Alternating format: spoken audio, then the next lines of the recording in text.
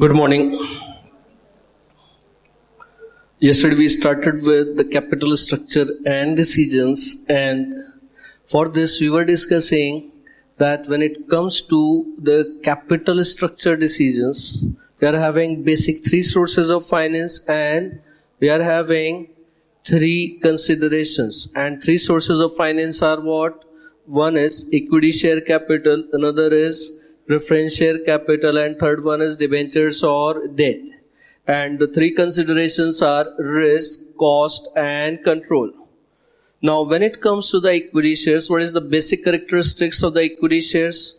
Principal is repayable only in the event of winding up, and dividend is not the obligation on the company. Then, अगर हम company के point of view से सोचेंगे, here the risk is lowest. And if you think from the cost point of view, अगर equity share holder के point of view सोचोगे, company के point of view से रिस्क लोएस्ट है, but अगर equity share holders के point of view से सोचा तो उनकी रिस्क हाईएस्ट है. And what is the definition of the cost of equity? Definition of the cost of equity that it is equal to expectations of shareholders. ये किसके बराबर है? Cost of equity क्या होगा? This is equal to expectations of shareholder. And in financial management we are having two basic variables. One is risk and another is return. If you are taking less risk, then you should be satisfied with lesser return, but if you are taking higher risk, then you should demand higher return. And if the equity shareholder is taking highest risk, then he will be demanding highest return, and the cost of equity is highest. Then when it comes to the control, if you are issuing equity shares to the outsiders, then there will be dilution of control. The control will be diluted. जो existing owners हैं उनका control dilute होता है. Then when it comes to the preference shares, अब preference shares की अगर हम बात करेंगे, so the preference shareholders are having preferential right over the payment of dividend and repayment of principal. So when it comes to the preference shares, the risk of the company will be higher than that of equity. क्यों? क्योंकि principal within a specified time period pay करना है, and dividend is also at a fixed rate. अगर profit है तो dividend भी pay करना पड़ेगा. So the risk is higher from the point of view of the company, higher than equity. अब अगर प्रेफरेंस शेयर होल्डर के पॉइंट ऑफ व्यू से सोच के देखा अगर हमने, तो preference share holder is taking relatively lesser risk as compare to the equity share holders. And how they are taking the lesser risk? Because they know that the principal will be repaid and they know that the dividend will also be paid if there is a profit.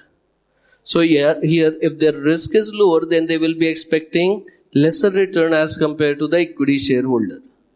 And normal course there won't be dilution of interest, but in exceptional situation it can be, because normal course the preference shareholders are not having voting right. Then comes debentures. From the company's point of view, risk is highest. Interest has to be paid whether you are having profit or loss. Apart from this, the debentures are secured against the assets of the company. तो यहाँ पे if there is a default in the payment of interest or repayment of principal, then क्या हो जाएगा? Then in that case, the debenture holder can sell off the assets of the company and can recover money. Then cost is lowest, and control, there is no dilution of control. Is it clear? Now, because debenture holder can't participate in the voting process, so they can't go to the general meeting at all. Is it clear? Everybody has got this now. अब ये आ गया हमारे पास में general concept कि हमारा क्या considerations होने चाहिए, किस सोर्स के लिए किस तरीके का हमारे को सोचना होगा. that we have got here. Now, after this we come to some capital structure theories. हमारी 4 कैपिटल स्ट्रक्चर थियरीज हैं जो हमारे को सिलेबस में हमें डिस्कस करनी है. So right next capital structure theories.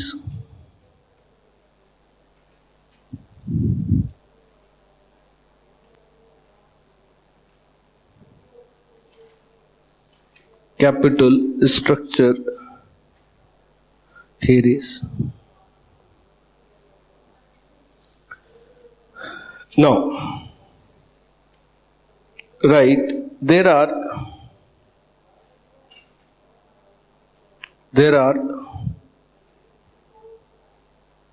four capital structure theories. There are four capital structure theories. Under that, right, first, net income approach. Net income approach. Then second one is net operating income approach. Net operating income approach. Then third one is traditional approach. Traditional approach. And fourth one is Modigliani and Miller approach.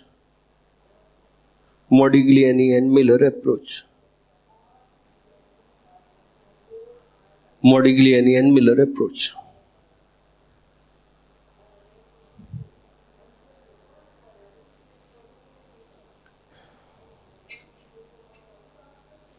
Now, अब जब भी हम ये हमारे पास में चार theories है. One is net income approach, second one is net operating income approach, third one is traditional approach and fourth one is Modigliani and Miller approach. These four theories are there. अब कोई भी theory होगी उसके लिए कुछ ना कुछ तो असम्पशंस हमारे को लेने ही पड़ते हैं. And once you are taking the assumption, यहाँ पे अब हम असम्पशंस को we are dividing in two categories. One is the common assumptions, जो हमारे चारों थियरीज के लिए जो assumptions एप्लीकेबल हो रहे हैं, this will be called as common assumptions, and there will be few assumptions which will be specific to that theory only. तो हमारे पास क्या आ जाएंगे, कॉमन assumptions आ जाएंगे, and we are going to get the specific assumptions also. Now अब यहाँ हमारे को क्या करना है. Now what is to be done, we first come to common assumptions. पहले उनको समझ के लेते हैं कि वो assumptions क्या है, because these are important for understanding the theories, क्योंकि उन्हीं assumptions के बेस पे हमारे पास में theories आनी है. Then there are some formulas also. Those formulas also we need to understand. Now, first we are writing the common assumptions. Common assumptions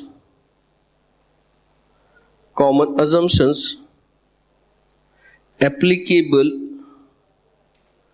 to all theories.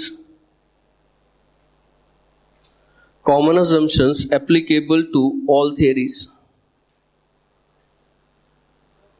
अब इसमें first assumption we are taking is there are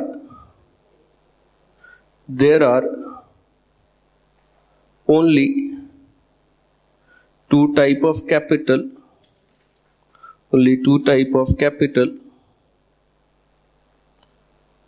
That is debt and equity.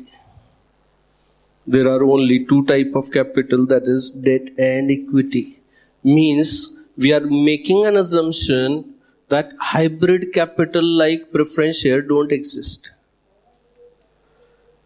Look, अगर हम बात करें preference share capital की, तो preference shares are actually the combination of, these are the combination of equity plus debt.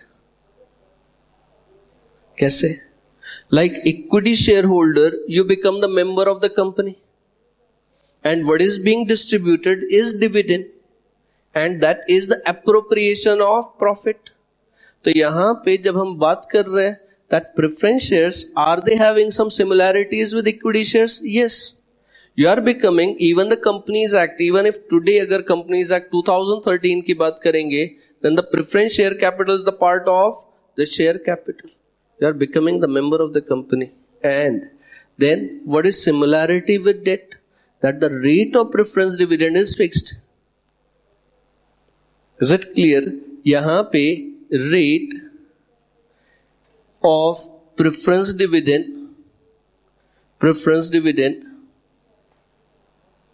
is fixed. And when it comes to the equity shares, equity के लिए that the person become member. Preference shareholders are members of company. Preference shareholders are members of company. Apart from this क्या है? Preference dividend is appropriation of profit. Appropriation of profit. तब क्या हो गया? अगर हम इक्विटी शेयर्स और debentures को मिला दे तो हमारे पास क्या बन जाता है? प्रेफरेंस शेयर बनता है. Is it clear? And that is why the preference shares are called as hybrid capital. It is having the characteristics of both equity as well as of debt. यहाँ पे हमारे पास में दोनों की characteristics हैं. Equity की similar characteristics क्या है? That the preference shareholders are the member of the company, and as per Companies Act, preference share capital is defined as the capital. Is it clear? Then, apart from this, when the dividend is paid, preference dividend की जब बात हो रही है, that preference dividend is the appropriation of profit. तो preference dividend की वजह से loss नहीं बढ़ सकता. डिबेंचर इंटरेस्ट की वजह से लॉस बढ़ सकता. अगर मैं इंटरेस्ट पे कर रहा हूं तो इंटरेस्ट पेमेंट से मेरा लॉस बढ़ सकता है. बट प्रेफरेंस डिविडेंड तो एप्रोप्रिएशन ऑफ प्रॉफिट है. अगर प्रॉफिट होगा ही नहीं तो डिस्ट्रीब्यूट करोगे ही नहीं, बात खत्म हुई. बट जो डिविडेंड डिस्ट्रीब्यूट होना है, that should be distributed as a fixed rate, वो प्री डिसाइडेड रेट है. This is similar to debt. Is this clear? And principal is also to be repaid after a certain time period. कितना maximum period है? 20 years का maximum redemption period है. उसमें तो हमारे को principal वापस करना ही पड़ेगा, कोई choice ही नहीं है. And that is the reason अभी तो हम अभी भी preference shares को कहाँ दिखा रहे हैं? Equity में, share capital में दिखा रहे हैं. Internationally preference shares are shown under liability. Loan के साथ में दिखाते हैं. It is shown under the loan, non-current या current liability में दिखाते हैं इसको. Equity में नहीं दिखाया जाता. क्यों? Because it is not satisfying the definition of the equity. उससे actual में preference share से तुम्हारे पास में ownership right आते भी नहीं. Ownership right कहाँ से, controlling interest कहाँ से आता? Voting right से आता. और preference shareholder के हाथ में कंपनी को चलाने के voting rights है नहीं, वो डायरेक्टर नहीं अपॉइंट कर सकते. Is it clear? So what happens in those situations when it comes to the preference shares? तो preference shareholder के पास में ownership rights नहीं होते, उनका dividend का right होता है. And अगर हम definition की बात करें financial liability, what is a financial liability? क्या होती है financial liability? It is a contractual obligation which is to be settled in cash and which cannot be denied. तो अगर हम प्रेफरेंस शेयर कैपिटल की बात करें तो यहां पे there is a contract between the company and the preference share holder, and as per that contract that principal has to be repaid within a period of maximum 20 years. So there is a contractual obligation. I am talking about non convertible preference shares. ठीक, जो convertible preference shares आएंगे वो कहाँ आएंगे? Equity में आ जाएंगे. These are called as compound financial instruments and they will be coming under equity. But अगर हम सिंपल प्रेफरेंस शेयर्स के नॉन कन्वर्टेबल की बात करेंगे तो वो कहाँ आ जाएगा? लाइबिलिटी में आएगा. कैसे? It's a contractual obligation which is to be settled in cash. 20 साल के अंदर अंदर प्रिंसिपल पे करना पड़ेगा कैश में. Can it be denied? नहीं. कॉन्ट्रैक्ट किया है, कॉन्ट्रैक्ट किया है, एज पर कॉन्ट्रैक्ट तुम्हारे को प्रिंसिपल वापस करना ही पड़ेगा. डिबेंचर भी तो ऐसा ही है, contractual obligation to be settled in cash, it can not be denied. तो डिबेंचर भी लायबिलिटी है, प्रेफरेंस शेयर्स भी लायबिलिटी है। तो जब हमारे अकाउंटिंग सुधर जाएगी तो हम प्रेफरेंस शेयर को लायबिलिटी में दिखाना शुरू कर देंगे, जैसे डिबेंचर को दिखाते। बट कन्वर्टेबल डिबेंचर को इक्विटी में दिखाएंगे, क्योंकि उसके बदले में शेयर मिलने हैं, पैसा वापस होना ही नहीं। तो हमारे लिए जब हम इंडिया में अकाउंटिंग करते हैं, वैसे भी इन जनरल इंडिया में नाम बड़ा होता है। राहुल गांधी क्योंकि गांधी है, so he can aspire to be prime minister, he can, because he is having a name, उसका सरनेम है। Sonia Gandhi was de facto prime minister and because she was Gandhi, she was wife of Rajiv Gandhi, that is how the things were। तो हमारे लिए नाम बहुत बड़ा होता है, बट अदरवाइज इंटरनेशनली नेचर या कैपेबिलिटी मैटर करती है। अब अगर प्रेफरेंस शेयर को तुम शेयर भी बोल रहे हो, बट उसका काम अगर लायबिलिटी जैसा है तो लायबिलिटी है ना। लायबिलिटी मतलब जो पे करना ही करना है वो लायबिलिटी हुई ना। तो प्रेफरेंस शेयर क्या पे करने ही करने हैं? हाँ करने हैं ना, तो लायबिलिटी हुई ना हुई। Is this point clear?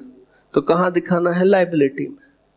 हमारे लिए उसमें प्रेफरेंस शेयर लग गया, क्योंकि पीछे शेयर लग गया, इसलिए वो हमारे लिए क्या बन गया?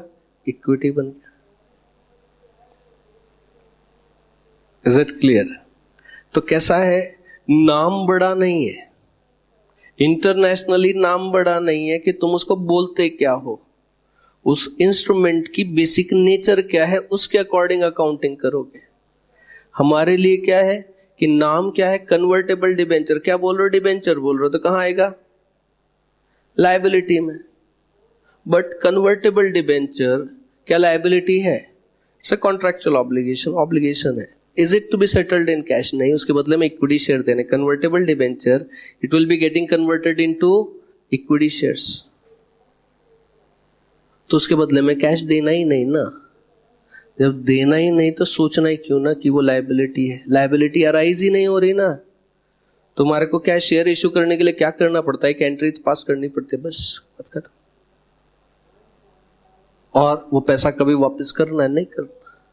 तो मतलब 100 रुपए का डिबेंचर है, तो 100 रुपए कभी देने हैं क्या तुम्हारे को वापस? नहीं। जब देने ही नहीं है तो किस बात की लायबिलिटी? जो पैसा वापस नहीं करना वो इक्विटी, जो पैसा वापस करना है वो लायबिलिटी। तो प्रेफरेंस शेयर को अगर मैं भले ही शेयर बोल रहा हूं, बट है तो लायबिलिटी ना। Is it clear? ठीक, अभी नहीं सीखोगे ये, अभी तो जो पढ़ रहे हो वही पढ़ते रहोगे। जब फाइनल में पहुंच के तुम AS30 पढ़ोगे, अभी का AS30 पढ़ोगे, that is accounting for financial instruments. Accounting बदल गई, इवन इश्यू ऑफ शेयर की अकाउंटिंग बदल चुकी है। अब जो कंसेप्ट रिवेल करता है internationally, that is fair value concept. And here जो fair value concept is substantially different from the historical cost concept. हर चीज एसेट की या एसेट या लायबिलिटी जो भी है, किस पे दिखाना है? उसकी फेयर वैल्यू, जो वैल्यू होनी चाहिए थी, रादर देन जो तुमने पे किया। Got this? एक मशीन मैंने बहुत महंगी खरीद ली, बहुत महंगी मशीन खरीदी, बट यूज उसका कुछ हो नहीं रहा, रखी हुई है साइड में, तो मेरे लिए एसेट ही नहीं हुआ, राइट ऑफ कर दो उसे अगर कुछ यूज नहीं हो रहा। एसेट की डेफिनेशन क्या है?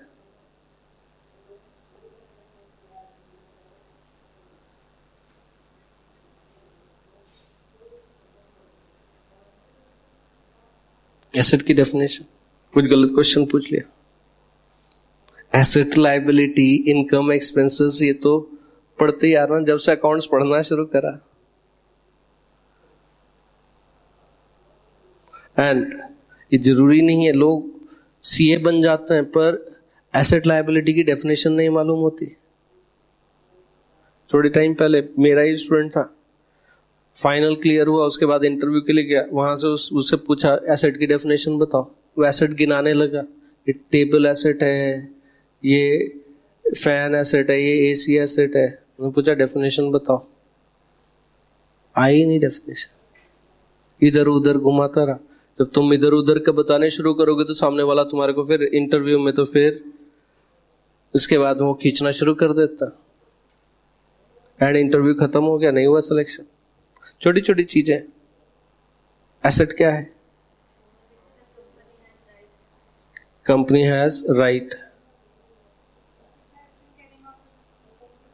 Carrying on business. ठीक। इन्वेंटरी क्या एसेट है? यस। राइट्स क्या एसेट है? राइट्स एसेट होता है। ठीक। मेरे लिए बेंचेस एसेट है। क्यों है एसेट? मेरा इन पे राइट है। बट डेफिनेशन क्या है, इसको सोच के देखो। कि कभी हम बात कर रहे थे मशीन खरीदी, खरीद तो ली पर गलती मशीन आ गई, और जिसे खरीदी वो कह रहा है कि अब तो वापस नहीं होगी। हो सकता ना? हो सकता है। तो कब जो मैं पढ़ाने के लिए जो टैब यूज कर रहा हूं, इसके पहले मैंने बहुत सारी चीजें खरीदी, वो पड़े हुए मेरे पास में, और दूसरी चीजें मीन्स इवन जो दूसरे टैबलेट्स थे वो मेरे को कंफर्टेबल हुए नहीं, क्योंकि ऐसा स्क्रीन पे, वो टच स्क्रीन पे लिखना, उस पे वो मेरे को कंफर्टेबल नहीं हो रहा था। मेरी हैंड राइटिंग उस पे बहुत गंदी हो जा रही थी।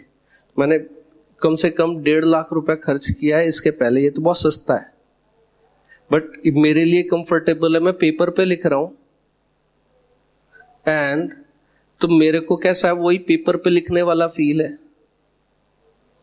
And it is there working fine. ठीक। तो मेरे को ये बहुत कंफर्टेबल है। अब इसके अलावा मेरे पास में ऑफिस में बहुत सारे और पड़े हुए हैं। मेरे पास में महंगे वो टच स्क्रीन के लैपटॉप भी लिए, टच वाले टैब भी लिए, वो HP का स्प्लिट X2 आया था वो लिया, उसमें स्क्रीन अलग हो जाता है, बट वो मेरे काम नहीं आया। क्यों? क्योंकि उसमें जो टैब वाला पोर्शन था उसमें USB पोर्ट ही नहीं था। तो मैं उसको अलग करके उस पर लिखूं तो वो प्रोजेक्टर से कैसे कनेक्ट होगा ना, मतलब उसमें कोई एक्सटर्नल पोर्ट ही नहीं था। जो भी पोर्ट था वो बेस में था। बेस पे अब ऐसा जब मैं उसको हटाऊंगा तो हो गया। अब मैंने ऑनलाइन ऑर्डर कर दिया, आ गया, 65,000 का खरीदा, बच्चे उस पे अब गेम खेलता। अब ये बताओ कि वो मेरे लिए एसेट हुआ क्या? मैंने पेमेंट करा बट अब उस पे मेरे किसी काम का है नहीं। है लैपटॉप, ठीक है, बट अगर मैं अपने हिसाब से देखूं तो मेरे लिए उसकी यूटिलिटी कुछ नहीं है। तो क्या हुआ? एसेट की जो डेफिनेशन, एसेट की डेफिनेशन क्या है? Asset is a resource controlled by enterprise from which future economic benefits are expected to arise. और सोच के देखो इसके अलावा और कोई चीज एसेट होगी क्या? मेरे लिए वो लैपटॉप एसेट है क्या? मैंने पेमेंट किया, 65,000 रुपए पेमेंट किया मैंने उसका। ठीक। Asset is a resource controlled by enterprise. मेरा कंट्रोल है उस पे। Control means I can get the benefit out of that and I can deny others the same. मतलब मैं उससे फायदा, कंट्रोल का मतलब क्या हुआ? कोई चीज। तो अगर मैं ये बात करूं क्लासरूम से मेरे को फायदा हो रहा है, यस। क्लासरूम परचेज किया, इससे मेरे को फायदा होता है। Is it under my control? Yes. I can use this classroom and I can restrict others from doing the same. ठीक। बट अगर इस कॉम्प्लेक्स के बाहर की रोड ले, क्या उससे मेरे को फायदा होता? उससे भी फायदा होता नहीं हो रहा। अगर वो रोड नहीं होती तो ये कॉम्प्लेक्स में कैसे स्टूडेंट आते? फायदा हो रहा है। ठीक, फायदा हो रहा है। But is it controlled by me कि नहीं मेरे स्टूडेंट आएंगे, बाकी कोई और नहीं आएगा? अगर मैं ऐसा कर सकता तो रोड मेरी है, भले ही उस पे नाम किसी और का लिखा हो। अब एमजी रोड महात्मा गांधी की थोड़ी ना हो गई, लोग एमजी रोड महात्मा गांधी की रोड नहीं हो गई, सिर्फ उनका नाम है उसमें, रोड तो सबकी है। अगर महात्मा गांधी जिंदा होते तो क्या उनकी बैलेंस शीट में रोड दिखा देते? अब हर सिटी में एक एमजी रोड है, हर सिटी में एक एमजी रोड है, एंड वो सारी की सारी सड़कें क्या महात्मा गांधी की हो गई? नहीं, नाम रोड का महात्मा गांधी के नाम पे रख देने से रोड उनकी नहीं हो गई। उनकी हो सकती थी अगर he could have derived benefit if he could have restricted others from doing the same, then this is your asset। तो कंट्रोल में होना चाहिए तुम्हारे। Second, there should be future economic benefit. अब वो लैपटॉप मैंने खरीदा, मेरे कंट्रोल में है, बट मेरे को फायदा कुछ नहीं हो रहा, फायदा कुछ नहीं हो रहा। क्यों? क्योंकि मैं उसको यूज ही नहीं कर पा रहा। जिस पर्पस के लिए लिया था वो पर्पस मेरा वो सिर्फ डिजायर्ड पर्पस सेटिस्फाई हुआ ही नहीं ना। तो अब मेरे को क्या करना चाहिए? क्या मेरे को उसे एसेट दिखाना चाहिए? Sir is no. This is what fair value concept is.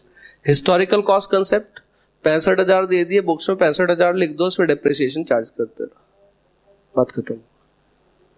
इधर उधर दाएं बाएं सोचो मत, खत्म हुई बात। There is a substantial difference between fair value concept and historical cost concept। भी जो तुम सीखोगे सब historical cost पे सीखने वाला। फिर जब बाद में जब फाइनल पे पहुंचोगे उसमें बहुत सारी अकाउंटिंग तब तक बदल चुकी होगी और इंडियन ASB एप्लीकेबल हो चुके होंगे तब तक तुम्हारे लिए। अभी तो वो May 16 से अप्लाई करने वाले हैं, वो भी फाइनल का भी मेरे को नहीं मालूम कि IPCC में सिर्फ इंट्रोडक्शन आएगा। इंट्रोडक्शन नोटिफिकेशन के हिसाब से इंट्रोडक्शन आना है, मालूम नहीं कि वो कितना उसमें से पूछने वाला है। फाइनल पे थोड़ा बहुत पूछेंगे, IPCC पे तो नहीं पूछने वाले, भी नहीं पूछेंगे। But there are differences, means उसी चीज को सोच के देखो तो कुछ ना कुछ दूसरा भी निकल जाता ना उसमें। नाउ तो what I was talking about that, हमने क्या डिस्कस करा, हमारे पास में कितने capital, means we are assuming that there are only two type of capital, one is debt and equity, means we are assuming that there is no hybrid capital like preference shares. Remember assumption है, क्या है ये? Assumption है।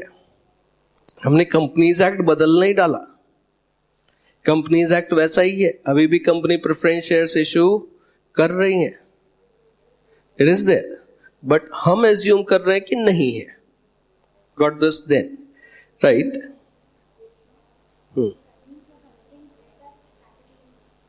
That is a capital. Capital means what? Capital means debt plus equity. हमने करा ना, leverage में problem solve करे ना। Capital means debt plus equity. Don't go by the concept of the capital that you have done for the proprietary और partnership firm. वहां पे भी एक्चुअल में capital means debt plus equity, it is there.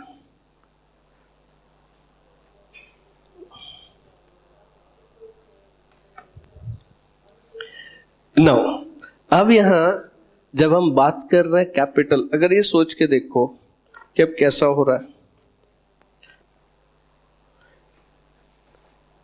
अगर मैं इस classroom की बात करूं तो क्लासरूम परचेज करते टाइम पे मैंने क्या करा? I have taken the loan from the bank, ठीक, बैंक से लोन लिया and then I have purchase this classroom.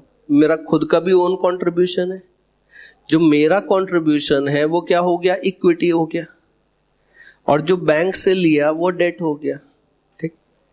अब सपोज कि क्लासरूम अगर सपोज 2 करोड़ रुपीस का है, अगर 2 करोड़ रुपीस की वैल्यू है, उसमें से 1 करोड़ रुपीस का लोन है एंड 1 करोड़ रुपीस मैंने खुद का लगाया हुआ है। जो मेरा खुद का पैसा है वो कितना हो, वो क्या हो गया? That will be called as equity, and जो बैंक से लिया वो हो गया डेट। अब बताओ कि मेरे पास में जो एसेट है वो कितना है, 2 करोड़ का है, और कैपिटल कितना है, भी 2 करोड़ ही होगा ना। बिना बैंक लोन के क्या एक क्लासरूम में खरीद पाता, नहीं खरीद पाता।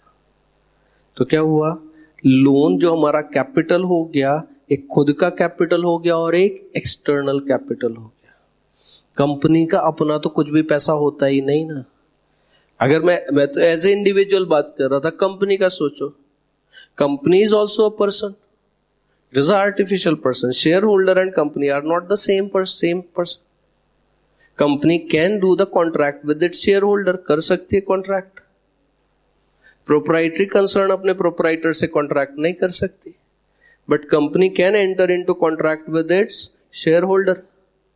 तो अगर वो उसके साथ में कॉन्ट्रैक्ट कर सकते हैं तो अब क्या हो गया, when it comes to the company अलग हो गई, 2 लोगों के बीच में कॉन्ट्रैक्ट होगा ना। मैं अपने आप से कॉन्ट्रैक्ट कैसे कर लूंगा, कॉन्ट्रैक्ट होने के लिए दो पर्सन चाहिए ना।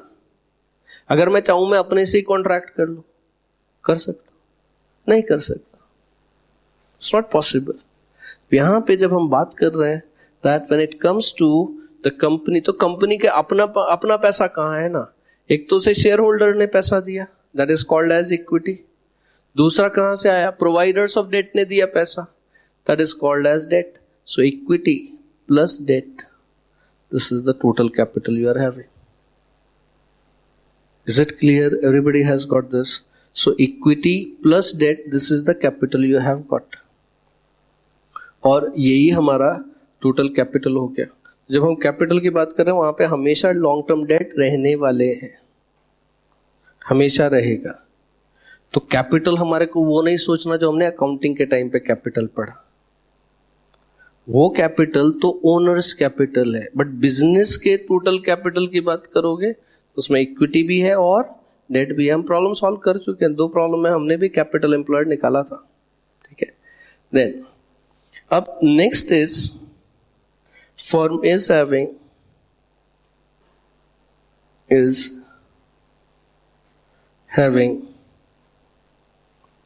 फिक्स्ड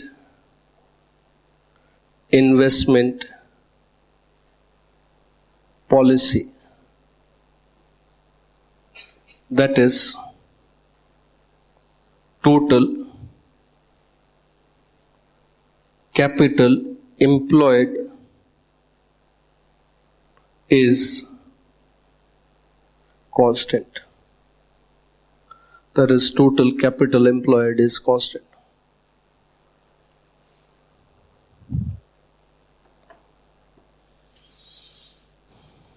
मतलब हम यहाँ पे क्या एज्यूम कर रहे हैं, एक्चुअल में कैपिटल बदलता रह सकता है, बट अभी हम क्या एज्यूम कर रहे हैं that the firm is having fixed investment policy, means the total capital employed is constant even though you can change capital structure. अगर सपोज 10 लाख रुपए का कैपिटल है तो वो 10 लाख रुपीज कांस्टेंट रहेगा, बट अगर चाहो तो कैपिटल स्ट्रक्चर बदल सकते हो कि वो 10 लाख रुपए तुम कैसे रेज कर रहे हो।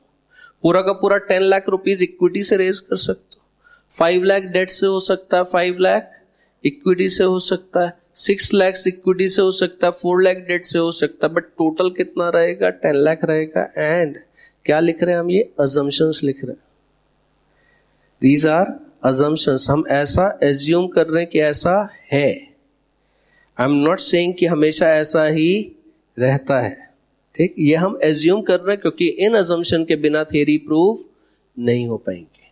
कुछ भी ले लो, कुछ भी ले लो, हर थ्योरी, कोई साइंस में ले लो या फाइनेंस में ले लो या कॉमर्स में ले लो, कहीं पे भी किसी चीज की कोई भी थ्योरी है वहां कुछ ना कुछ तो अजम्पशन आते ही हैं।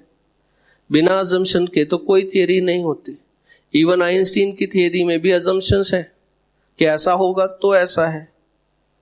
सो उसने भी एज्यूम करा है कि लाइट ऑफ स्पीड से ज्यादा कोई चीज ट्रेवल नहीं कर सकती, बट कुछ लोगों ने करा, प्रूव करने की कोशिश कर रहे हैं कि there can be some particle which can move faster than the speed of light. उसके हिसाब से अगर तुम स्पीड ऑफ लाइट से ज्यादा स्पीड से मूव कर जाओगे तो तुम पास्ट में चले जाओगे। यही तो टाइम मशीन का हाइपोथेसिस है। टाइम मशीन से how you travel back in time if somebody travels faster than the speed of light can go to the past. ये आइंस्टीन की थियरी का कंसेप्ट आ जाता. अब ऑब्वियसली वो तो गलत है ना, कोई पास्ट में जा नहीं सकता. आइंस्टीन की थियरी में बहुत सारी मूवी बन गई, टर्मिनेटर पूरी सीरीज उसी पे बनी हुई है. And is somebody is coming from the future to the past. अब वो फ्यूचर से पास्ट में भेज दिया किसी को मारने के लिए. आइंस्टीन की थियरी में अब इसमें एक there is one thing that is called as the grandfather paradox. Means एक चाइल्ड है, वो फ्यूचर से पास्ट में जाता है और अपने ग्रैंडफादर को मार देता बिफोर हिज मैरिज. जब ग्रैंडफादर की शादी ही नहीं हुई तो इसका मतलब उसका फादर भी पैदा नहीं हुआ. अगर फादर ही पैदा नहीं हुआ तो वो कैसे पैदा हो गया?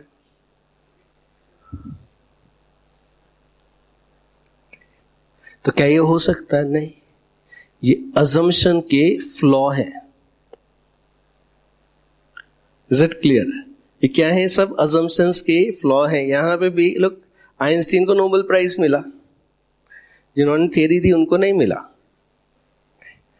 बट थियरीज हैं, कुछ अजम्पशन रहेंगे, सही है गलत है वो अभी हम नहीं सोच रहे. मीन्स कुछ ना कुछ तो उसमें कमी रहती है, इसीलिए कोई परफेक्ट थियरी तो आती नहीं. ये थियरी है, इन थियरी में कमियां हैं, और थियरी आती रहेंगे, फ्यूचर में भी और कुछ आता रहेगा. जो हम अकाउंटिंग इतने साल से करते आ रहे थे उस अकाउंटिंग में भी फ्लॉ थे, अभी भी जो कर रहे हो उसमें भी फ्लॉ, जो आगे करोगे उसमें भी कुछ ना कुछ तो दिक्कतें रहने ही वाली हैं. कभी भी किसी चीज का कोई परफेक्ट सोल्यूशन होता नहीं. दैट दिस इज परफेक्ट, इसके आगे कुछ और है नहीं. इसीलिए तो लॉ को भी बदलना पड़ता ना, टाइम के हिसाब से चेंज हो जाता. जब कंपनीज एक्ट 1956 बना था तब कंप्यूटर के बारे में कौन विजुलाइज कर रहा था कि कंप्यूटर्स पे भी अकाउंटिंग होगी? कंप्यूटर्स आ चुके थे, ये और बात है, बट कहां?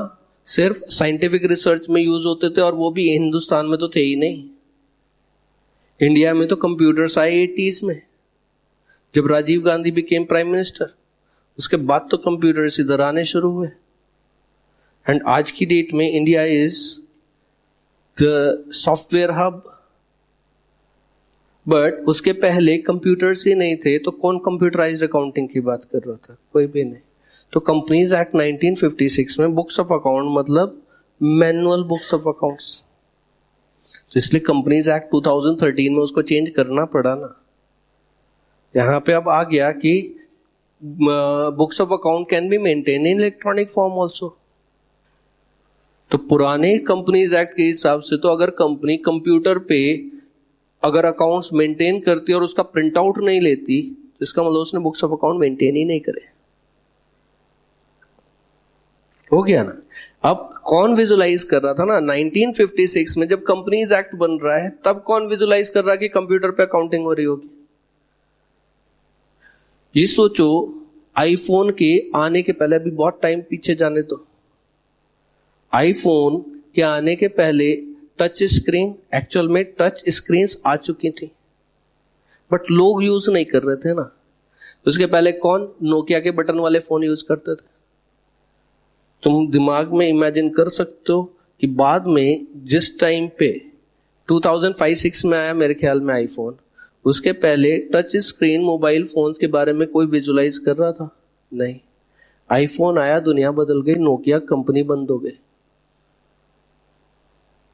160 साल पुरानी कंपनी बंद हो गई.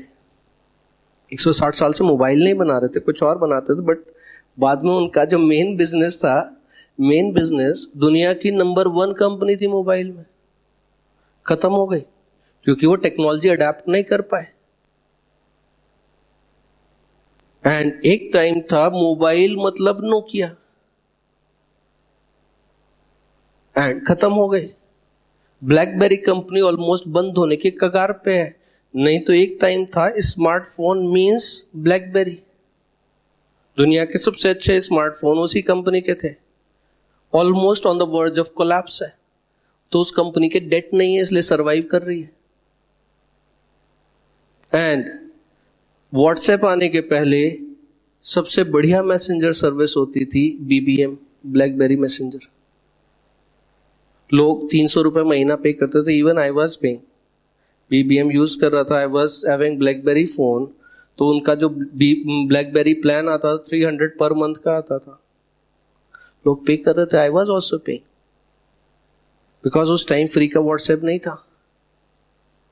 फिर फ्री वाला व्हाट्सएप आया तो क्यों पे करेंगे ना, चेंज कर दिया, ब्लैकबेरी से एंड्रॉयड फोन पे आ गए। तो कैसा होता है लोग, टाइम चेंजेस, जो आज की डेट में परफेक्ट सॉल्यूशन दिखाई देता वो शायद परफेक्ट नहीं हो। ये थियरीज परफेक्ट है नहीं, these are based on these assumptions. इन अजम्पशंस को हटा दो, हम इनको चेंज करके देखेंगे। ये अजम्पशन हटा दोगे थियरी होल्ड नहीं करती है, बहुत सारे उसमें। हम टॉकिंग अबाउट सिर्फ फाइनेंस की बात नहीं, everywhere once you are going for some theory there will be some assumptions कि ऐसा है इसलिए ऐसा हो रहा है, but otherwise it is not possible to predict the future, possible ही नहीं है। नाउ अब इसके बाद में हमने क्या एज्यूम करा, that there is a fixed investment policy, means the total capital employed is constant. Total capital employed constant है, even though we can change the composition of same. हम कैपिटल स्ट्रक्चर बदल सकते हैं बट कैपिटल एम्प्लॉयड नहीं। Then after this next, firm is having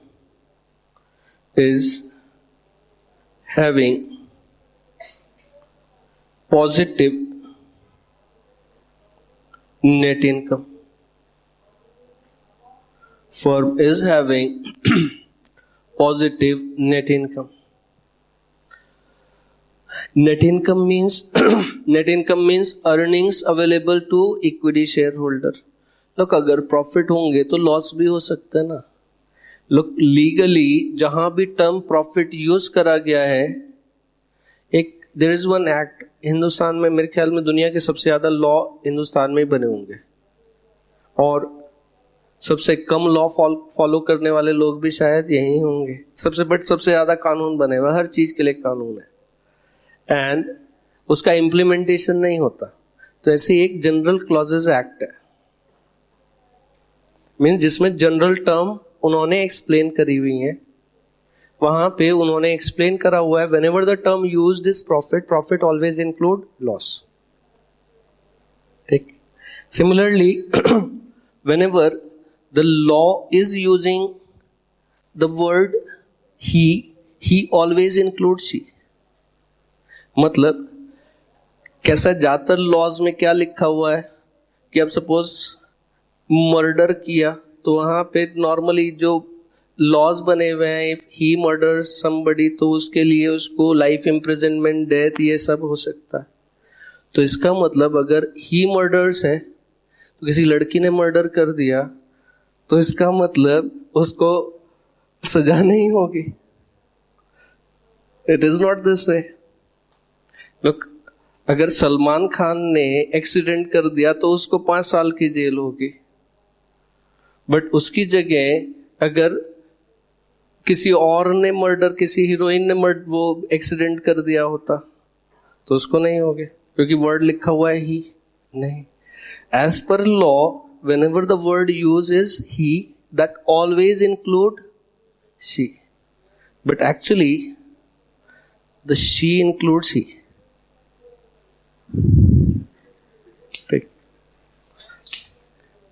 Now, but law के हिसाब से he includes she, but वैसे she includes he.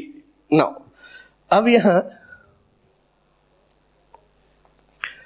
हमने क्या assumption लिया, that the firm is having positive net income. अब ये assumption क्यों लेना पड़ रहा है, क्योंकि हम इसके बाद एक और assumption लेने वाले हैं, that is all the net income will be distributed as dividend.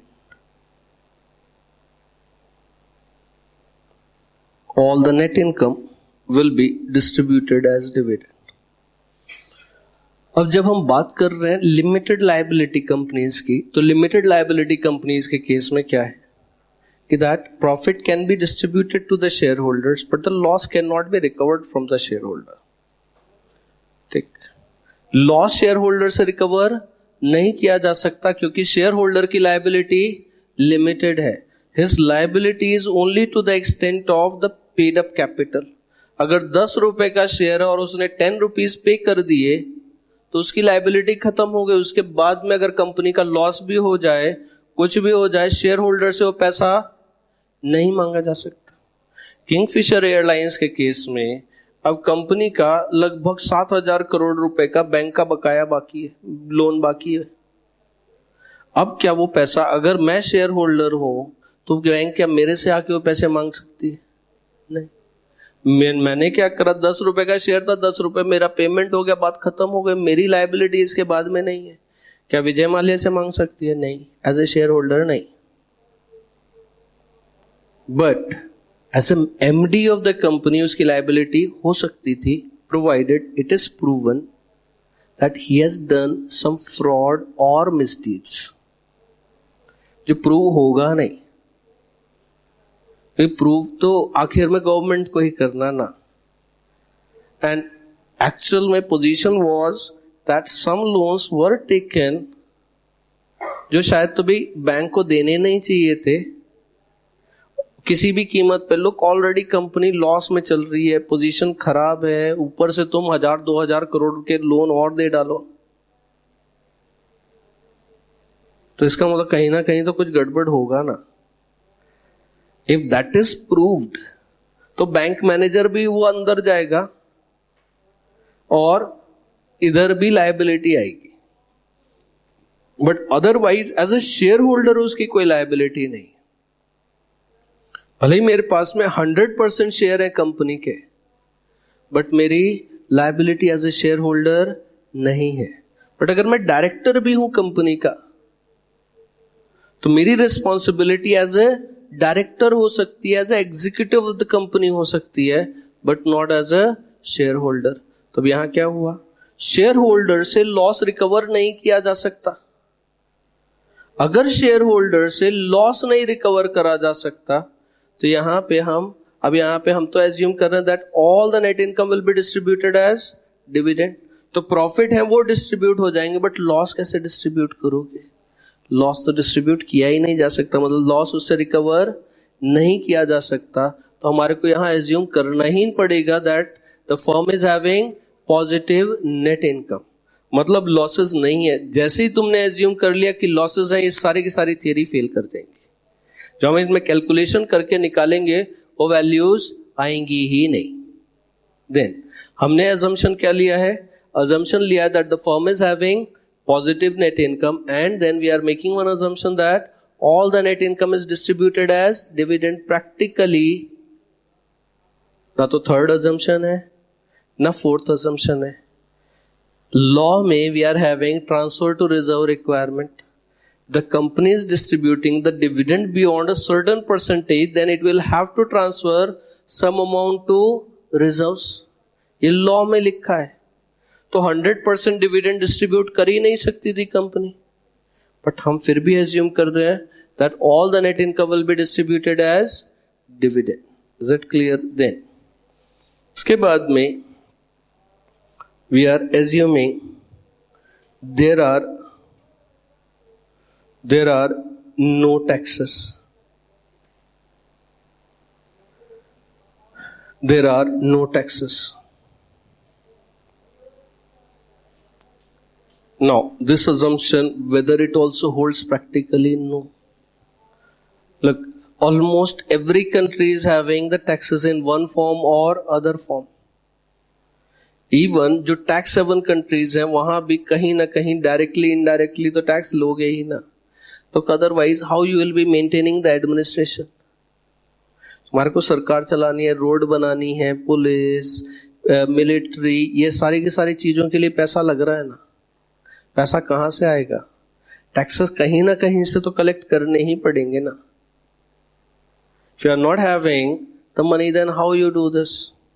ठीक, even though there is Dubai model also, Dubai में पर्सनल टैक्सेस नहीं है, बट वहां पे भी कहीं ना कहीं से तो टैक्सेस कलेक्ट होते ही होंगे ना, नहीं तो how they run the country, how they run the administration? कोई अपनी जेब से पैसा डाल के चलाएगा क्या? नहीं होगा। So how it will be working? उनका दुबई मॉडल अलग है। अगर तुम्हारे को वहां पे बिजनेस करना है, वहां पे अगर कंपनी सेटअप करनी है तुम्हारे को, तो क्या करना पड़ता है? उनकी जो वो रॉयल फैमिली है, जो फर्स्ट फैमिली है, उनको 30% की पार्टनरशिप देनी पड़ती है। वो ना तो पैसा लगाएंगे ना काम करेंगे। बट अगर तुमने उन्हें 30% की पार्टनरशिप दे दी तो 30% ऑफ प्रॉफिट चला गया ना, टैक्स भी तो ऐसे ही कलेक्ट होता ना। मैं क्या कर रहा हूं? मैं गवर्नमेंट को टैक्स दे रहा हूं, 30% टैक्स दे रहा हूं, उसकी जगह गवर्नमेंट मेरी कंपनी में 30% की शेयर होल्डर बन जाती है।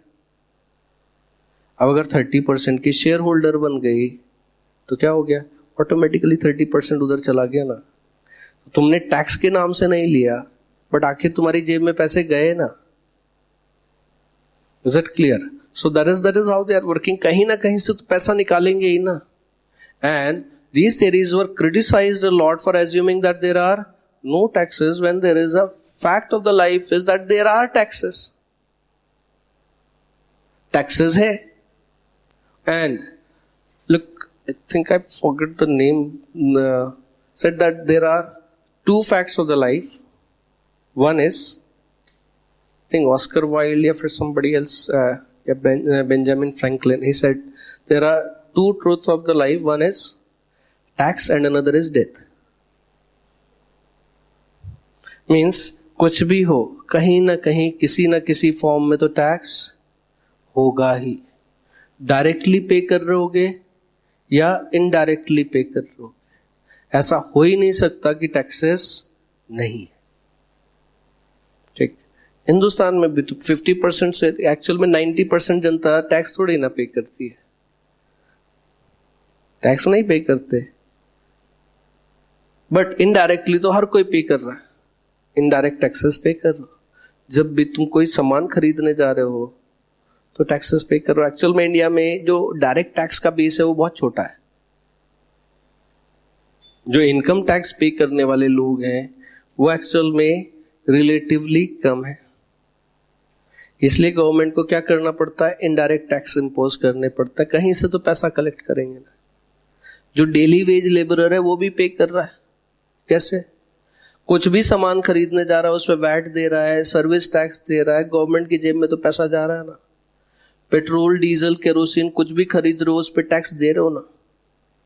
अगर आज की डेट में 70 रुपीज का पेट्रोल है तो उसकी कीमत एक्चुअल में 35 रुपीज ही है। गवर्नमेंट ने 100% टैक्स इंपोज करा हुआ है। जिसका मन लगता है वही उस पर टैक्स लगा देता है। सब टैक्सेस लगता है उस पर। और जितने प्रॉपर्टी एंड पेट्रोलियम प्रोडक्ट्स, इन पे टैक्सेस आर देयर। बहुत हेवी टैक्सेशन है। प्रॉपर्टी पे तो जो नाम सोचो वो सब टैक्स है। लोकल अथॉरिटी भी लगा रही है, स्टेट गवर्नमेंट भी लगा रही है, सेंट्रल गवर्नमेंट भी लगा रही है, म्युनिसिपल कॉर्पोरेशन, हर कोई लगा रहा है। जो तुम स्टैम्प ड्यूटी रजिस्ट्रेशन दे रहे हो एक्चुअल में technically that is for the local authorities. ठीक, उसके बाद में वैट भी लग रहा है, वो स्टेट गवर्नमेंट को जा रहा है। सर्विस टैक्स भी लग रहा है, सेंट्रल गवर्नमेंट को जा रहा है। जो बिल्डर ने प्रॉफिट कमाया उस पर इनकम टैक्स भी लग रहा है, इनकम टैक्स भी लगता है। उसके अलावा डेवलपमेंट चार्जेस, ये वो सब जिसका मन चलता है, जिसको दिखाई दिया कि यहाँ पे कुछ बनने जा रहा है, जिसके पास में राइट है वो सब वहां से कुछ ना कुछ टैक्स वसूल ही लेते। इसके चक्कर में तो बेचारे बिल्डर आज की डेट में बड़ी बुरी हालत में है, बहुत पोजीशन खराब है उनकी। नाउ अब यहां पे what we were discussing that there are no taxes, ये अजम्पशन है। बाद में इस अजम्पशन को हम विड्रॉ करेंगे एंड वापस से थियरीज बनाएंगे या सीखेंगे कि अगर टैक्सेस हैं तो क्या। बट अभी शुरुआत के लिए we are assuming that there are no taxes. Then अब after this next we are assuming that capital markets are perfect. capital markets are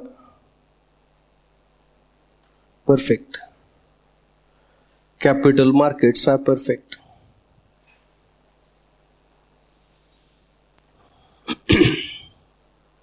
capital markets are perfect. लोग बाकी सब चीजें हो भी जाए बट कैपिटल मार्केट कभी भी परफेक्ट नहीं हो सकते. कल हम डिस्कस कर रहे थे कि that when it comes to the stock market exist करता ही क्यों है?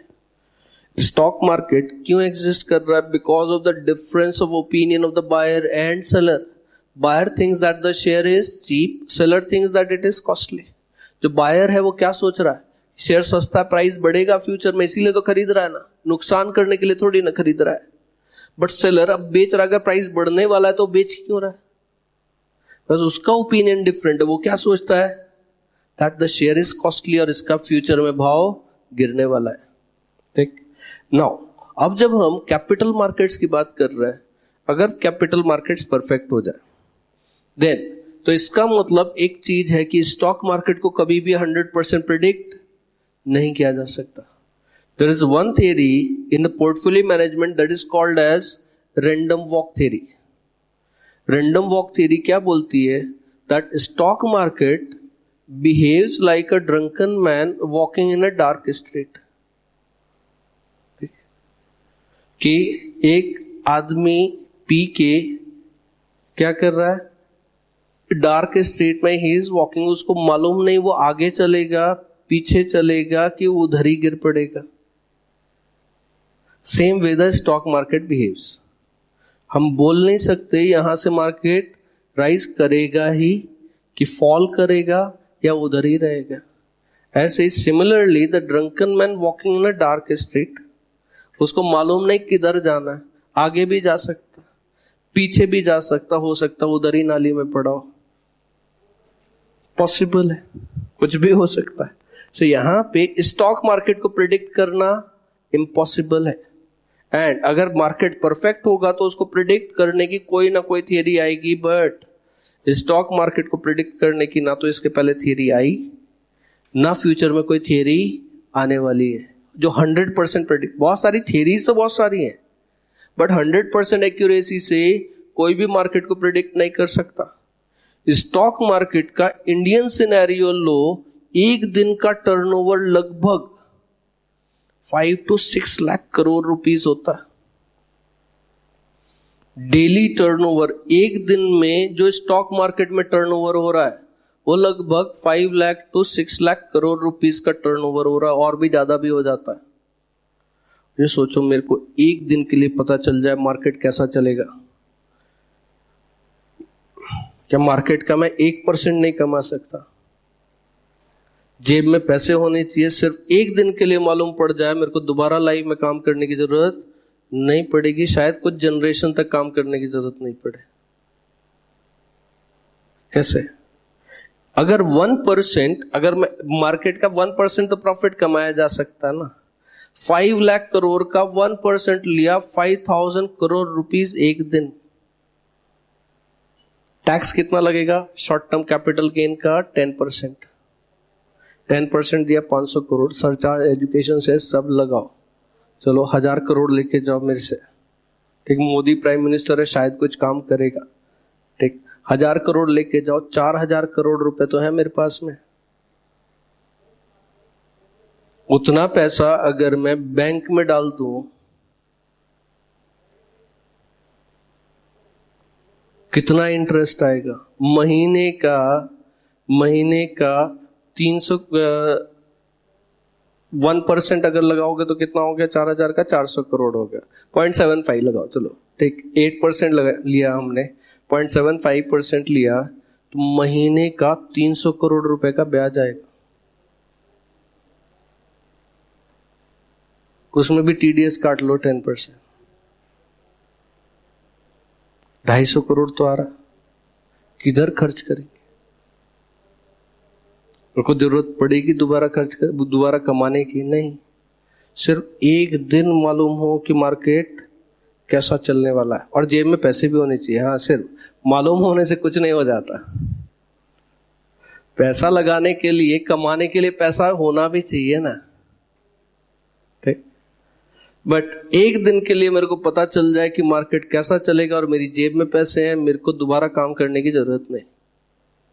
वॉरेन बफेट जैसे लोग, चैरिटी में $30 बिलियन दिया उसने। $30 बिलियन मतलब 1 billion is 100 crore. $30 billion means 3000 crore dollar. उसको 60 से मल्टीप्लाई करो, रेट 65 का ही लगेगा। 65 से मल्टीप्लाई करोगे 2 लाख करोड़ रुपए हो गए, तो चैरिटी में दे दिया। तो ये नहीं समझ में आता कि अगर चैरिटी में देना था कमाए क्यों ना, कोई और कमा लेता तो चैरिटी की जरूरत ही नहीं पड़ती। कोई तो गरीब हुआ होगा ना उसके कमाने के चक्कर में। सीधी सी बात है, लोग पैसे तो दुनिया में, वेल्थ तो एक रिसोर्सेज तो लिमिटेड है ना। अगर मैं ज्यादा रिसोर्सेज ले जाऊंगा तो किसी को कम मिले होंगे ना। अगर मैं ज्यादा अमीर हो गया होगा तो कोई ज्यादा गरीब हुआ होगा ना। कमाते ही नहीं तो चैरिटी की जरूरत ही नहीं पड़ती ना, सभी गरीब है तो कोई चैरिटी करेगा क्या? नहीं, कोई दुखी भी नहीं होगा ना उसमें। तो आदमी दुखी तो तब होता ना जब दूसरे के पास ज्यादा पैसा देखता है। अगर पैसा ही नहीं है, सभी गरीब हैं, तो कोई दुखी नहीं ना, किसी को चैरिटी करने की जरूरत ही नहीं। क्यों कमाए अगर चैरिटी में ही देने थे। बट ठीक है, अगर आदमी $30 बिलियन चैरिटी में देख सकता, 2 लाख करोड़ रुपीस इंडिया के स्टेट का बजट हो जाता है इतना, कंट्री का नहीं, एक मिड साइज स्टेट का बजट हो जाता 2 लाख करोड़ रुपए का। उतना चैरिटी में दे दिया, करेगा भी क्या ना, इतना पैसा हो गया। अब इस केस में, अब यहां पे सोचो तो क्या वो इक्विटी रिसर्च के लिए 1 लाख करोड़ रुपए नहीं लगा सकता?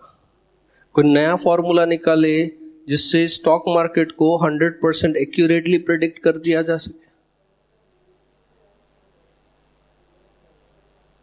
करा जा सकता, बट क्या पॉसिबल है? नहीं। अगर होता तो कर ही दिया होता ना। 1 लाख करोड़ रुपए लगा के तो दुनिया के बेस्ट ब्रेन हायर करे जा सकते हैं ना। एंड उसके बाद में भी कोई गारंटी होती है? नहीं। मार्केट को प्रेडिक्ट 100% एक्यूरेसी के साथ में किया ही नहीं जा सकता, पॉसिबल ही नहीं है। कैपिटल मार्केट के परफेक्ट होने के लिए क्या होना चाहिए? कुछ कंडीशंस हैं, अगर वो होंगी तो कैपिटल मार्केट परफेक्ट होगा। First, information should be freely and simultaneously available. But क्या इंफॉर्मेशन फ्री में अवेलेबल होती है? नहीं। जो फ्री वाली इंफॉर्मेशन होती है वो किसी काम की होती है नहीं। जैसे फ्री वाला एंटीवायरस, वायरस निकालता ही नहीं, सिर्फ वो बताता रहता है कि वायरस निकाल रहा है, कुछ कर रहा है, बट कुछ करता नहीं। जब तक एंटीवायरस के लिए पेमेंट करोगे नहीं, तब तक कंप्यूटर से वायरस निकलते नहीं। फ्री वाले बहुत सारे एवीजी फ्री में मिल जाता है, बट क्या उससे वायरस निकलता है? नहीं। ऐसे ही इंफॉर्मेशन, फ्री की इंफॉर्मेशन किसी काम की होती नहीं। Key to success is knowing what others are not knowing. जो मुझे मालूम है वो अगर सबको मालूम है तो उस नॉलेज की, उस इंफॉर्मेशन की कोई कीमत नहीं है। This is one of the real facts. If you want to be successful, you should know something that others are not knowing. This is we call as specialist. Obviously, जो specialise कर रहे हैं उनके पास में किसी एक एरिया के बारे में उतनी नॉलेज है जो किसी दूसरे के पास में ऑर्डिनरी कोर्स में नहीं है। And this is the key to success. You want to be ordinary, then you can have average knowledge. If you want to be extraordinary, you should have better than average knowledge. This is again one of the important things here. बहुत important चीज है life में successful होने के लिए। Degree से success नहीं मिल रही, नॉलेज से सक्सेस मिल रही है। मोदी के पास में डिग्री नहीं है, हो सकता नॉलेज हो, कुछ तो है, कुछ तो है. Look, he is actually intelligent. डिग्रियां भले ही उसने डिग्री तो कैसे तो भी ले ली बाद में, कॉरेस्पॉन्डेंस से करके एक्सटर्नल करके कैसे तो भी ग्रेजुएशन कर लिया, बट अदरवाइज कोई ऐसा फॉर्मल एजुकेशन या फिर बहुत एक्सीलेंट हाई एकेडमिक वो रहे हैं उसके नहीं रहे. Manmohan Singh was more knowledgeable, he was having more degree and he is. अगर आज भी खड़ा करो तो मोदी के मुकाबले में ज्यादा नॉलेज किसमें है? मनमोहन सिंह में है. बट मोदी में गट्स है जो मनमोहन सिंह में नहीं थे. There is a difference. कुछ चीज तो डिफरेंट है ना, दूसरों से ज्यादा है. And he is having excellent communication skill. Modi is having. Manmohan Singh में वो नहीं था. ऑब्वियसली कैसा होता है, जो ज्यादा पढ़ने लिखने वाले होते हैं उनका कम्युनिकेशन नॉर्मली कमजोर हो जाता. I am not talking about everybody, but अक्सर कैसा है, जो बुक्स में ही रह गए तो बुक्स में ही रह गए ना, कम्युनिकेशन उतना स्ट्रांग नहीं हुआ. बोलना आना और गुड ओरेटर होने में फर्क है. लैंग्वेज आना और पोएट बन जाने में डिफरेंस है. लैंग्वेज आना और स्टोरी लिखना, नोवेल लिखना, पोएट्री करना, दोनों में फर्क हुआ. तो ऐसे तो कम्युनिकेशन तो आता होगा. मनमोहन सिंह का शायद रिटन कम्युनिकेशन और बहुत स्ट्रांग रहा होगा, बट कहीं ना कहीं तो कुछ तो चीजें थी ना, डिफरेंस है. Everybody, he was also capable. मेरे हिसाब से तो आज भी अगर मोदी उसको फाइनेंस मिनिस्टर बना ले, वो ऑब्वियसली बना नहीं सकता, क्योंकि वो उसको इतनी सारी गालियां दे के आए.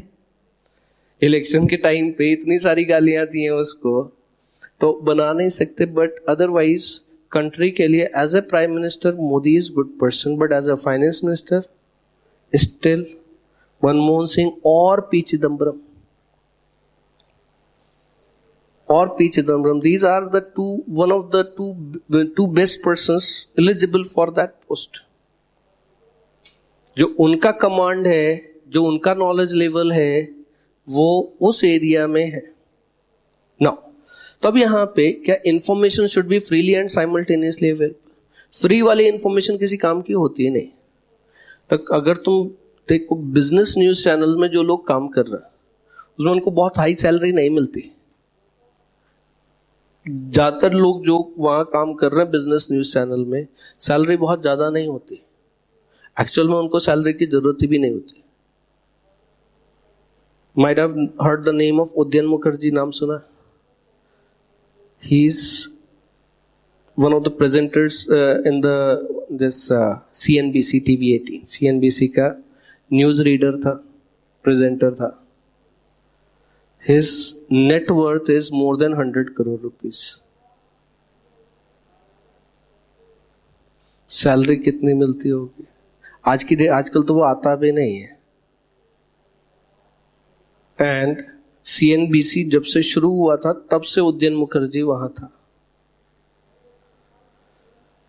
लग क्या होता है, कुछ इंफॉर्मेशन प्राइस सेंसिटिव होती है. अगर मेरे को ये मालूम है कि आज जो रिलायंस का जो डेटा आने वाला है, कुछ तो भी खराब न्यूज आने वाली है, हमारे चैनल ही चलाने वाला है.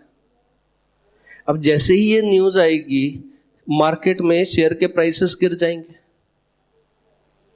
सपोज कोई फाइनेंशियल वायलेशन किया है, कुछ केस होने वाला है अगेंस्ट, इनको मालूम पड़ जाता है ना चैनल वालों को.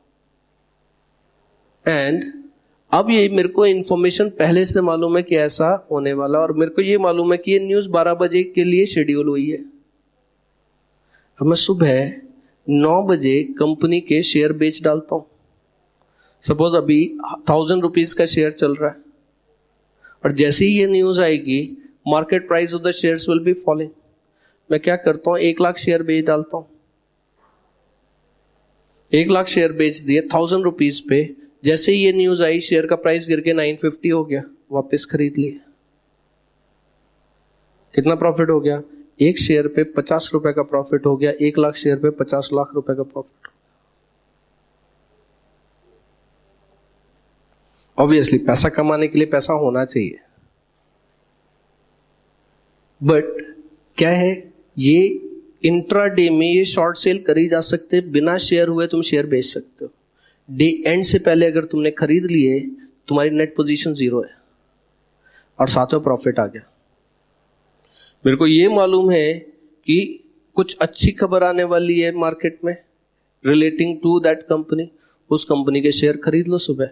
Even though all these things are banned, ये सब इनसाइडर ट्रेडिंग कहलाती है।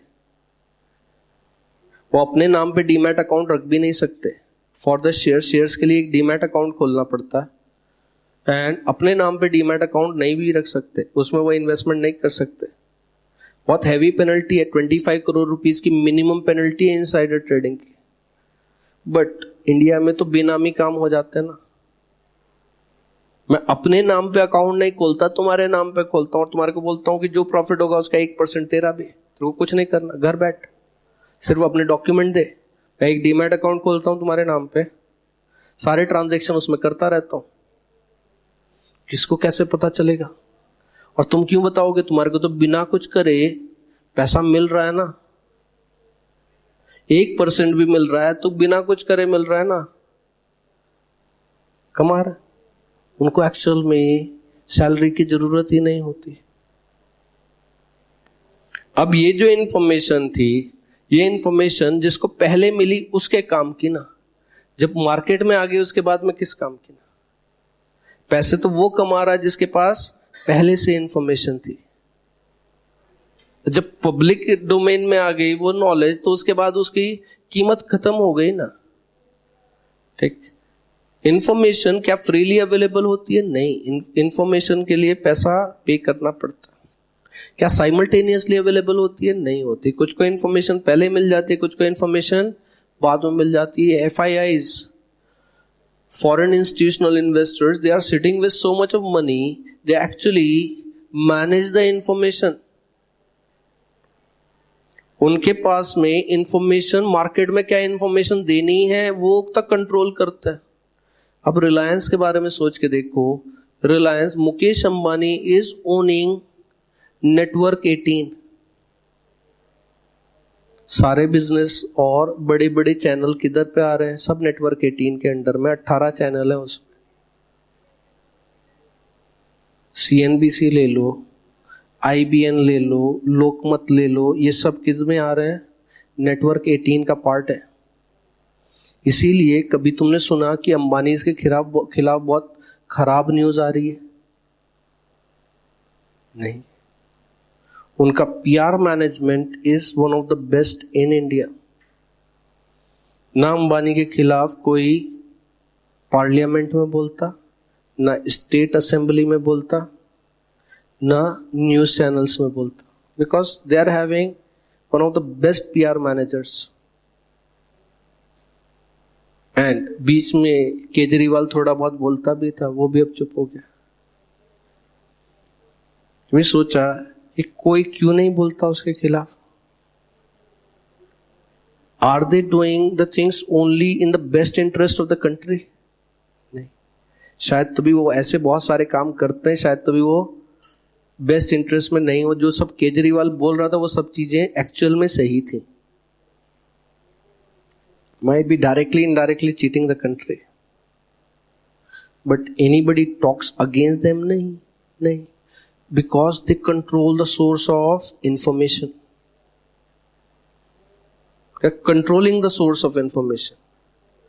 तो अब कैसा, कौन सा प्रेजेंटर या फिर कौन सा जर्नलिस्ट उनके खिलाफ बोलने जा रहा है? कोई नहीं। न्यूज चैनल से हटा देंगे। एक कौन रखेगा फिर उसको? ज्यादातर प्रोमिनेंट चैनल तो उन्हीं के हैं। किसी को निकाल दिया, वो आखिर में कहीं का बचा ही नहीं ना। तो अब यहां पे इंफॉर्मेशन फ्रीली अवेलेबल नहीं होती, साइमल्टेनियसली अवेलेबल नहीं होती। देन अब इसके बाद में there should not be any transaction cost और टैक्सेस, बट ब्रोकरेज है, टैक्सेस है। ठीक।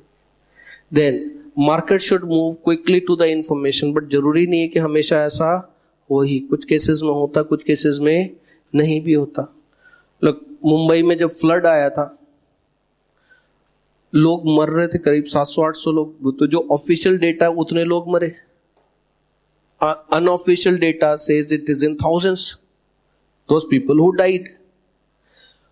फ्लड चल रहा है and stock market was going up. ONGC के बॉम्बे हाई के इंस्टॉलेशन में आग लगी हुई थी बट उनका शेयर का प्राइस बढ़ रहा था. होता है. इंफॉर्मेशन पे मार्केट ने क्विकली मूव नहीं करा. हाँ, अगले दिन गिरा वो अलग बात, बट आज की डेट में तो बढ़ गया. अब जो समझदार आदमी होगा वो क्या करेगा, आज बेच डालेगा ना, नेक्स्ट डे खरीदेगा. He will be earning profit from that. Is it clear? So capital markets are perfect. Can they be perfect? Answer is no, they can never be perfect, but we will always assume that the capital markets are perfect. Then after this, next assumption is behavior of investors is rational. Behavior of investors is rational. चलो एक बार बाकी सब चीजें हो भी जाए, ये नहीं हो सकता. क्यों नहीं हो सकता? Because human behaviour, can it be rational? नहीं. Look, in 2004 India has seen the biggest fall in the stock market in percentage term. एक दिन में मार्केट 16% से गिर गया था. Reason was Congress won the election. 2004 में जब वो इलेक्शन जीते, उनके इलेक्शन जीतने के बाद में मार्केट एक सिंगल डे में 16% से क्रैश कर गया. In 2009 Indian stock market has seen the biggest rise in percentage term. एक दिन में 20% से मार्केट राइज कर गया. Reason being Congress won the election. 2004 में जब कांग्रेस जीती तो मार्केट 16% से क्रैश कर गया. वही कांग्रेस 2009 में जीती तो मार्केट 20% से राइज कर गया. Same ministry, same thing, everything was same, but लोगों का ओपिनियन डिफरेंट था. जब 2009 में वो इलेक्शन जीते तो उन लोगों को लगा कि now this time they will be doing something very good, because 2004 से लेके 2009 तक की performance was okay. Because 2008 we have seen the financial meltdown in the world market, but India was almost isolated from that meltdown. Stock market में तो obviously crash आया, but otherwise economic downturn नहीं आया, negative growth नहीं हुई, and it was good, means situation was okay. And in 2004 they formed the government with the support of the left parties. And left parties, they were not letting them work properly. क्योंकि कैसा उनका concept ही अलग है. They are having different ideology. So they are against all these free market policies and all. तो उनकी जो policies थी उसकी वजह से they were obstructing the government a lot. जब 2009 में जीते तो इनकी सीट्स और बढ़ के आई. जब सीट्स बढ़ के आई, they were not needing the support of the left parties.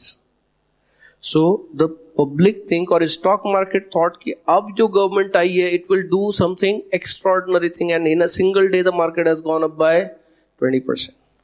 Look, ना तो 2004 में कांग्रेस के आने से बहुत कुछ खराब हो गया, ना 2009 में उनके जीतने से बहुत अच्छा हो गया. अब यहां पे दोनों सिचुएशन में क्या इन्वेस्टर का बिहेवियर रैशनल दिखाई दे रहा है? नहीं. Investor behaviour, human behaviour can never be rational. Rational हो ही नहीं सकता. It is not there.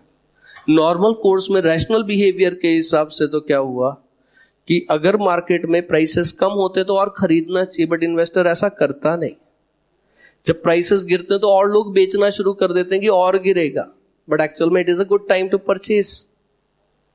But लोग ऐसा करते हैं? नहीं करते. जब मार्केट बढ़ता है तो एक्चुअल में that is a good time to sell, but लोग और खरीदते हैं कि बढ़ रहा तो और बढ़ेगा. This is what the herd mentality is there, and this is we call as animal instinct of the stock market. Herd mentality, जिधर चल रहे हैं, जिधर सब चल रहे हैं उधर हम भी चल रहे हैं. ये नहीं सोच रहे कि क्यों जा रहा। एंड हार्ट के केस में कैसा हो जाता है, वहां पे आप गिरे तो सब गिर पड़े, नहीं गिरे तो सब ऊपर चलते चले गए। And that is finally what is there, the behaviour of investors is never rational. Rational behaviour का मतलब I will be expecting the return on the basis of risk assume by me. अगर मैं ज्यादा रिस्क ले रहा हूं then I will be expecting more return. If I'm taking less risk, then I will be satisfied with lesser returns. Then after this, next assumption is cost of debt. Cost of debt is less than cost of equity. Cost of debt is less than cost of equity. It can be. Normally equity महंगी होती है. What is the definition of the cost of equity? It is equal to the expectation of shareholders. अब जो share holder return expect कर रहा है वही cost है।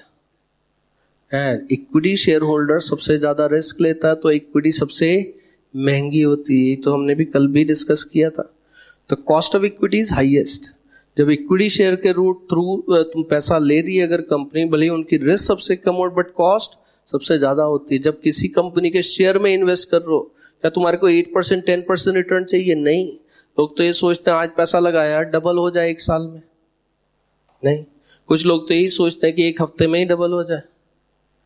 लॉन्ग बैक अभी तो मैंने I stopped investing in the stock market. When I used to invest, तो एक स्टूडेंट आया मेरे पास में, सर मेरे पास में भी कुछ तो भी 10,000 रुपए हैं, आप लगा दो 1 हफ्ते में डबल हो जाए, ऐसी जगह लगा दो। उसको पूछा स्टॉक मार्केट में पैसा लगा रहे हो कि लॉटरी खेल रहे हो? इतना तो 1 हफ्ते में डबल हो जाए तो इधर तो कहाँ होगा, लॉटरी में ही होगा, जुए में गैम्बलिंग में ही हो सकता। स्टॉक मार्केट में हो भी सकता, बट ये तो गैम्बलिंग हो गई ना।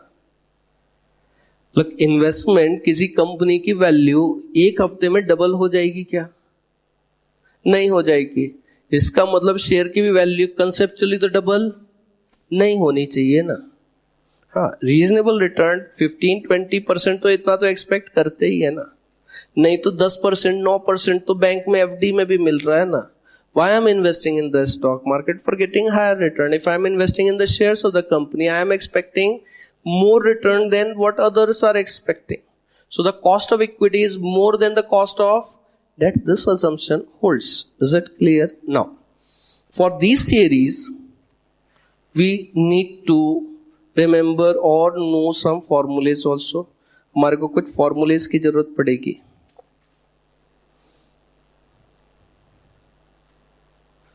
अब हमारे को फॉर्मूलेस क्या चाहिए रहेंगे?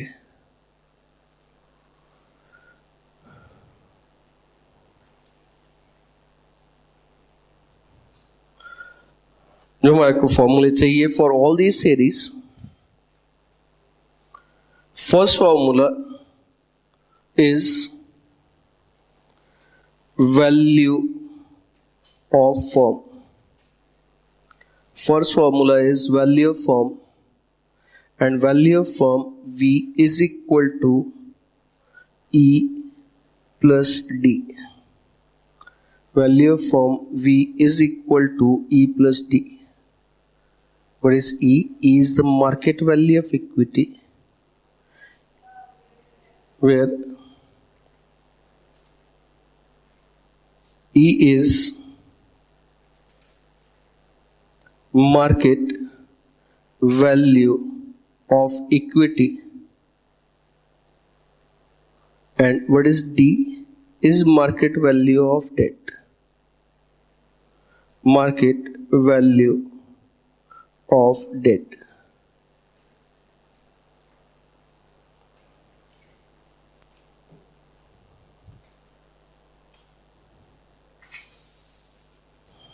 अब ये हमारा फॉर्मूला कैसे आया? It is based on our assumption. जो हमने अजम्पशन लिया था, पहला अजम्पशन क्या लिया है? That there are only 2 type of capital, one is debt and another is equity. तो टोटल वैल्यू में अगर बैलेंस शीट बना रहे हो तो तुम्हारे पास में 2 ही चीजें हैं, एक है इक्विटी और एक है डेट, तो बैलेंस शीट का टोटल कितना आएगा? इतना ही आएगा ना.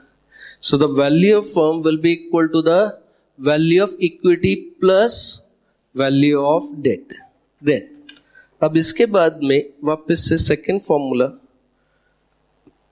Formula for the value of firm, V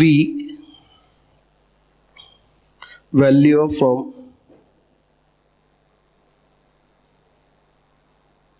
V is equal to EBIT divided by KO. What is EBIT? EBIT क्या हो गया? Earnings before interest and tax. EBIT आ गया earnings before interest and tax. Earnings before interest and tax.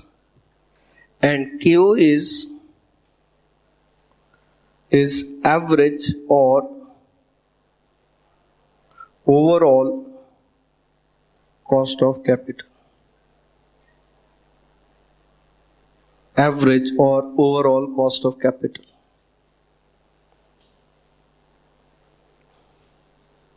Now, what is the formula for the KO? अब यहां पे KO का formula है क्या? Now, the KO is equal to KD into D upon D plus E plus KE into E upon D plus E.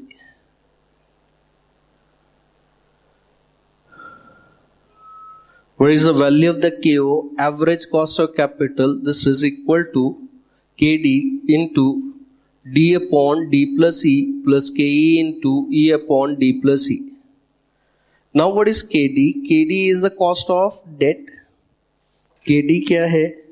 KD is cost of debt. तो KE क्या है? This is cost of equity. KD is cost of debt and KE is cost of equity. Then अब इसके बाद में the other formula is for the net income. Net income is equal to EBIT minus interest. EBIT minus interest.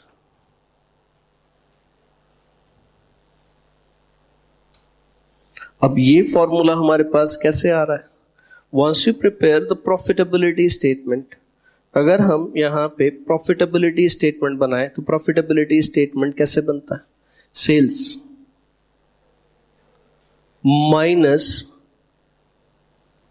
variable cost is equal to contribution minus fixed cost is EBIT. अब इसमें से अगर हम less कर दें interest, will be getting is EBT. इसमें से अगर हम टैक्स माइनस कर दें, will be getting EAT, earnings after tax. Less कर दें preference dividend, we will get what is net income.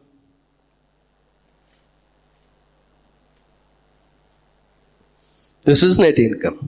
अब यहां पे अगर मैं इस प्रॉफिटेबिलिटी स्टेटमेंट की बात करूं तो कैसे आया? Sales minus variable cost is contribution minus fix cost is EBIT, less interest we have got EBT, less करा tax we have got EAT, less करा preference dividend we got net income. But we have assumed that there are only two type of capital, one is debt and another is equity. तो इसका मतलब preference shares तो है ही नहीं. अगर preference share नहीं है तो ये प्रेफरेंस डिविडेंड भी नहीं है. So this preference dividend is not there. So earnings after tax net income होना चाहिए था, बट हमने एज्यूम करा that there are no taxes. अगर टैक्सेस भी नहीं है तो ये EBT will be net income, and in this situation the formula should have been EBIT minus interest. This is net income. Remember, this is not the general formula. This is not the general formula for net income. This is the formula which is within the assumptions. जो हमने assumptions लिए हैं, उन assumptions के according this is the formula you have got for the net income. Everybody has got this now. तो अब यहाँ पे हमारे पास में फॉर्मूला आ गया जहां पे हमारे पास टैक्सेस आएंगे. बाद में I told that later on we are going to assume that there will be taxes. तो जहां टैक्सेस रहेंगे वहां नेट इनकम के लिए हमारे को क्या करना पड़ेगा? EBIT minus interest minus tax. And जरूरी नहीं कि सारे के सारे प्रॉब्लम्स हमारे थ्योरी पे ही बेस्ड हो.